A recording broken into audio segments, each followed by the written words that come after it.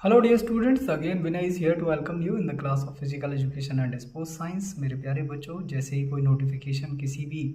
Examination से related आता है तो मैं आपको अवगत कराता हूँ उससे। इसी क्रम में अभी रिसेंटली उत्तर प्रदेश शिक्षा सेवा चयन आयोग यानी UPSSC ने एक नोटिफिकेशन जारी करके 30 तारीख को, मतलब आज ही 30 तारीख है, और आज एक नोटिफिकेशन जारी किया है जिसमें जो TGT का एग्ज़ाम पहले होना था 14 और 15 मई को, उसको स्थगित कर दिया गया है और उसकी न्यू डेट जो है वो प्रोवाइड की गई है कि वो 21 और 22 जुलाई को संपन्न कराया जाएगा। मतलब पहले ये पेपर 14 और 15 मई को होना था, अब उसको स्थगित करके 21 और 22 जुलाई इसकी डेट को कर दिया है। लेकिन उन्होंने इसी नोटिफिकेशन में एक बात का और क्लियरेंस दिया है मेरे प्यारे बच्चों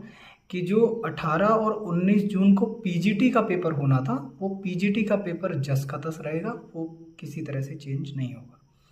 तो जिस तरह के जो कयास लगाए जा रहे थे कि पेपर होगा नहीं होगा कब होगा,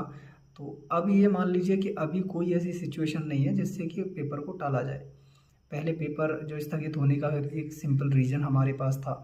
कि उत्तर प्रदेश में एक महाकुंभ का आयोजन किया गया था, और उस कुंभ इतना बड़ा आयोजन था कि उस आयोजन के टाइम पे हमारी पुलिस फोर्सेस जितनी भी हैं वो उसमें इन्वॉल्व थी, और ये बहुत ही मुश्किल घड़ी थी कि हम TGT का एग्ज़ाम मतलब या PGT का एग्ज़ाम उस समय पे करवा पाएँ। तो अभी फ़िलहाल जो परिस्थितियां हैं वो बिल्कुल अनुकूल हैं, तो आप लोग अपनी जो तैयारी है उसको पूरी धार दीजिए, उसको फाइनल टच दीजिए, और ये मान के चलिए कि एग्ज़ामिनेशन की डेट अब घटेगी बढ़ेगी नहीं, और एग्ज़ाम होना ही होना तय है। और बाकी इससे रिलेटेड कुछ जो क्लासेस की मैंने बात की थी वो डेफिनेटली मैं शुरू कर दूंगा बहुत जल्दी ही। तो और भी इससे रिलेटेड अगर आपको कोई प्रॉब्लम है या पूरे सिलेबस में कुछ भी अगर प्रॉब्लम लग रही है तो आप मुझे मेल कर सकते हैं या मुझे व्हाट्सअप कर सकते हैं, जिनके पास भी मेरा कॉन्टैक्ट नंबर है। दूसरी चीज़ ये है कि फिर मैं वही कहूँगा, अगर TGT का एग्ज़ाम है तो सिर्फ TGT के लेवल से ही पढ़िए, PGT का एग्ज़ाम है तो PGT के लेवल से पढ़िए। और एक बात मैं आपको यकीन के साथ कह सकता हूँ कि पूरे इंडिया में UP TGT से इजी एग्ज़ाम कोई नहीं होता है। सीधे सीधे फैक्चुअल क्वेश्चन पूछते हैं, तो आपको बहुत ज़्यादा दिमाग लगाने की ज़रूरत नहीं है।